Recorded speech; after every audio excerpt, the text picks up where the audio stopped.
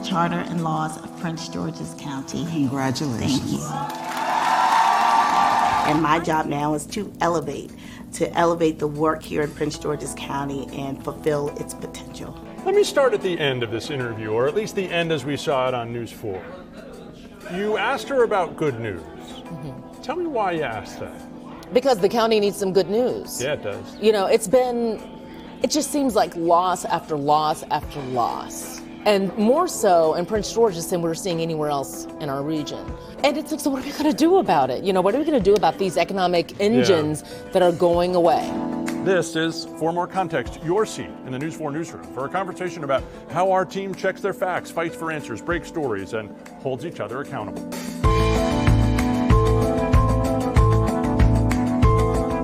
Prince George's County has a new boss, County Executive Aisha Braveboy. She is making a lot of changes, faces a lot of challenges. But when my colleague Tracee Wilkins recently sat down with Ms. Braveboy, she did something we don't do often enough. Tracee asked for some good news. You know, when us reporters come up with questions, and I think when leaders prepare to answer them, they think about the bad ones. The scandals, the hirings, the firings, the budget deficits.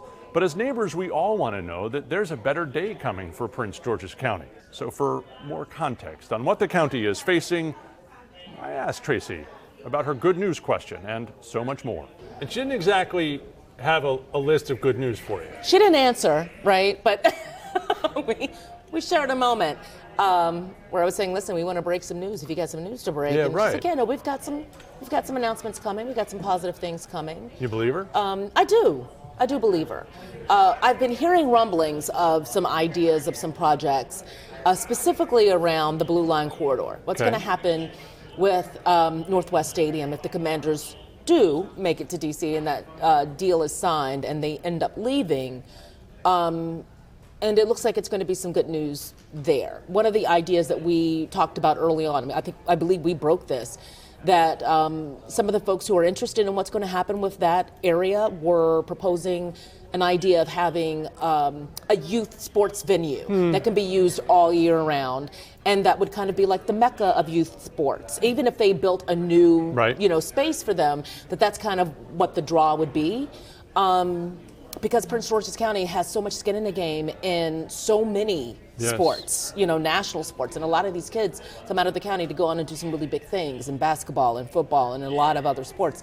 So investing in something like that in the county makes a lot of sense. And so she's been talking about that.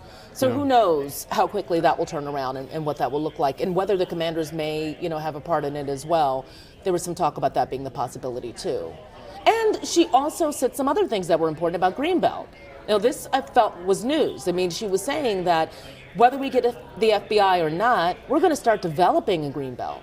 And she had this vision of this being a space that's between D.C.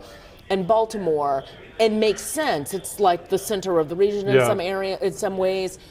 So let's go ahead and start to develop some. But in the interview, at least the portions that we saw, she's not giving up on the FBI. No. She's ready to play the long game.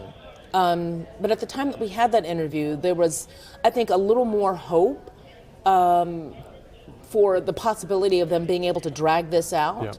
Yeah. But what's happening on Capitol Hill, it's just very difficult to bet on that game right now. And especially for states and counties that are majority Democratic. Things are not going their way. Yeah. So, but when she said things like, we've held out before, we've had a Trump administration come in before and scrap this deal. And we pushed and we fought and we moved really interesting answer she gave you when you asked what's her relationship with the White House. And I get the sense that maybe there isn't a real strong relationship, at least not yet. Yeah. But one of the things that she said that a lot of politicians in our area are not willing to say out loud is when we need to resist, we will. Interesting word, right? Resist? Yeah. Yeah. When we need to resist, we will. What do you think she means? Well, so there's a large number of people in Prince George's County who work for the federal government. Some 70,000 folks in the county work for the federal government. A large number of these people, according to the county council, have been laid off. They've been impacted by these cuts made by DOJ and the White House. Right. And so that's a huge bite out of the tax income that the county needs. So I think that part of what she's talking about is that. The other part, Medicaid. And there are a lot of people who are losing the coverage that they need with these cutbacks. And I think that that's probably going to take the biggest chunk out of the folks in the county who depend on these services. So, yeah, they've got reason to be really upset with what is happening with this White House and its policies and how it is specifically and disproportionately impacting the people of Prince George's County. But the other thing that she said that I thought was very optimistic was, well, we just need to use more of what we have in this county. We have contractors who have $1 million contracts with the government. We need to be using their services here in the county, and how can we do that? How can we invest in our own people in the county? And I can tell you, after years of covering this county, this has been an issue with folks who have the ability to do work in the county not getting contracts. Yeah, but Tracee, one of the things that you point out really early and quite starkly in the piece is that money is not a luxury she has. No. So I wonder if you could tell me the parts that we didn't see and the parts that in interviews like that we often don't record. How optimistic is she really? Walking into the room, like what's the vibe when the new county leader walks into the room before she sits down with you and has that exhale? Like what's on her shoulders? I was so surprised by her vibe. Yeah? Her energy seemed very positive. Great. I have covered her for a very long time, since she was a state delegate, in between when she was an attorney representing folks in the county, when she became state's attorney, right? So I've seen her in all of these different roles. I remember when she was the chair of the Black Caucus for in Annapolis for the House. But the woman I saw walk into that room was very confident, was poised, was prepared to answer some difficult questions, positive in her own county. She, at one point, said, when we talked about what's the good news, she said, well, one of the things that's good news is that we're cleaning up this county. We have a plan for what we're going to do to get this county cleaned up, to get the trash off the streets, to get our highways and our roads cleaned up. She said, I want Prince George's County to be as beautiful as the people in it. Yeah, wow. Right? But that's one of those things that I think politicians in new jobs sometimes miss, right? Like you can have the biggest plans, but if you don't get the roads paved, the streetlights working, and the trash picked up, no one cares. No one cares, yeah. And she's also leaning on past county executives. Now, this was something that didn't make it into our piece, but I thought it was very interesting that at her inauguration, Jack Johnson was in the room, the former county executive who was arrested and pled guilty to bribery charges and did some time in prison for that, right? Jack has been out for some time. We see his wife, Leslie, at events, you know. But Jack, not so much. It was a rare public appearance. And I asked her about that. And she said, well, you know, this is a guy who got Prince George's County its first AAA bond rating. You know, he did a lot of positive things for Prince George's County. And he did do a lot of positive things. Personally, he made some mistakes that were damaging not only to his reputation, but the reputation of the entire county with, you know, taking this money from developers. It was a very difficult thing. But to have him there in the room, to have Angela also Brooks there in the room, someone who she publicly campaigned against. She was for the other guy, right? She appeared in statewide ads. It was the first time and I think it was one of the things people may have been a little anxious about as she was coming in, right? Is she going to settle a score? Right. And so I asked her about all of these relationships, and her bottom line was this.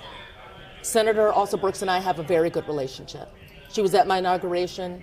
We are having conversations about how she can help to move our county forward, and she is on board with what we're doing and is going to be supportive. Jack Johnson has some positive things to contribute to my administration, and I'm having conversations with him about how he did some of the things that he got right? And Rashawn Baker, who ran against her, helped to advise, was helping with the transition team, came in as someone to assist her. What does that tell you? Well, it tells me that she's a collaborator. And when I was talking to insiders in Prince George's County politics, they were taken aback by how, look, I'm not on a revenge tour here. I'm just trying to get this right. Why were they taken back? Everyone to help. Because they didn't expect it? Because some people don't do that. Some people didn't do that. Yeah. Yeah. And so they were like, wow, like she's got some really interesting people in her transition team, some interesting folks in her administration. She's listening to people. She said to me, you know, I don't own all of the good ideas. So I need to bring people around me who have good ideas, and I'm open to doing that. But the other thing she says in the interview is, we need a new day here, right? It's when you were asking her about all the personnel changes she's made, and she's made some significant ones, right? New police chief, new fire chief, new schools chief, and as you point out, asked every at-will employee right to resignation letter. Reapply for the job, right. basically. So while she doesn't own all the good ideas and she wants to be a collaborator, she is making great changes. I wonder why you think she said, we need a new day here. I think that that's just where she came from. Even as a candidate, that was her feeling. We need to turn the page. We need to do something differently. Well, so what I was saying about her as a candidate and what my expectation is of her as a politician from all of the years that I have known her is that she will be the one to govern from the bottom up, meaning she's going to be very concerned about the folks who have the least in Prince George's County. And she's going to want to make sure that those people are taken care of and that they're elevated and that they get opportunity. So it's not a trickle-down kind of politics with her. That's what I know about who she is, how she was as an attorney, and how she was as a state legislator. Now, she's Is that not the way it was with Angela Alsobrooks? I think it depends, right? It depends on who you talk to. Okay. There were a lot of changes that happened under the Alsobrooks administration. I don't know. She was focused on other things. Like she was focused on education, right? Okay. She was dealing with a pandemic. Right. It was very different and unusual administration for Alsobrooks. Yeah. And so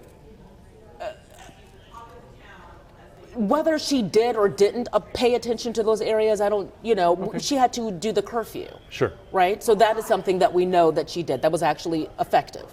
But yeah, I think that what we have been seeing over the years is that there is definitely a growing divide between the haves and the have-nots in Prince George's County. And there are a lot of questions about what's going to happen with the have-nots and how to address that in a substantive kind of way. But that's a conversation that's going on, right, all over the country at this point, certainly all over our area. And I think you and I have talked about how Prince George's is sort of a microcosm of what's happening everywhere else, especially when we look at the changes in the federal government. I wonder, why is it you think that we all should be rooting for a place like Prince George's to succeed? It is so true with this country, by and large, that when you have majority brown and black communities, this county can't, or this country cannot go as far as it should unless these communities are good. Do you know what I mean? It is, we cannot be the best that we can be unless these places succeed. And not all of us, and so when our brown and black communities are taken care of, and when poor people, whatever their race may be, are taken care of, the county does better. When we have people who are moving into middle-class jobs and opportunities and are working, the country does better, right? Yeah. So we can't look at a place like a Prince George's County, see it not succeed, and then be okay with that. And we're not in this region. I mean, COG talks about this a lot. They talk a lot about, it's part of the reason why the entire region got behind Prince George's County getting the FBI headquarters, because there is a real understanding that in order for this entire region to move forward, Prince George's County has to be a part of that conversation in a real way. It has to be an economic engine. It has to push this entire region forward. You cannot build and focus just in Virginia. You cannot build and focus just in DC or in Montgomery County. The DMV can't move forward and thrive the way that it's supposed to without Prince George's being a part of that conversation. So let me end where we started our first conversation, which is with Six Flags. And you talk about it in your piece. Yeah. She again said, I want something year-round there, right? Did she give you any indication what that is? Yeah, she leaned it a little bit more to the idea of there being something like, it sounded to me like maybe she was talking about a little bit of a National Harbor feel. Okay. So a place where conferences can come, but Right. also families. Okay. And there be something that's drawing people there year round, as opposed to we have something that's giving us money during this season and isn't really contributing a lot of tax. So I think that's what she was interested Part in. of the question there is, do you think she understands the emotional connection? This is a place where many people who call Prince George's home had their first job, or met their first crush, or went on their first roller coaster. They've got great memories at this place. Do you think she understands the emotional moment that she's leading this county through? Yeah, she's from Largo, right? Like she grew up down the street from Six Flags, so she gets it. And but she also knows that the county has to move forward. What I got from her is we're moving forward, but moving forward together. So she's saying that she's having conversations with the real estate developers who are working with Six Flags, the company that owns Six Flags, to make this transition as smooth as possible, that they are having a dialogue where they understand, look, we have high expectations for who you sell this land to. So she's involved in that, the county council's involved in it. One of the other things that she said is, look, you know, our highest incomes are around that piece of land, which is absolutely true, higher than a national average.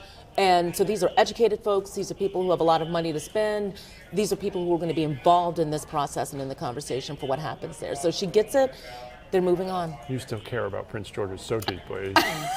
You do. I care about this region deeply. Yeah. I care about this region I deeply. love talking to you about it. Yeah, Thank you.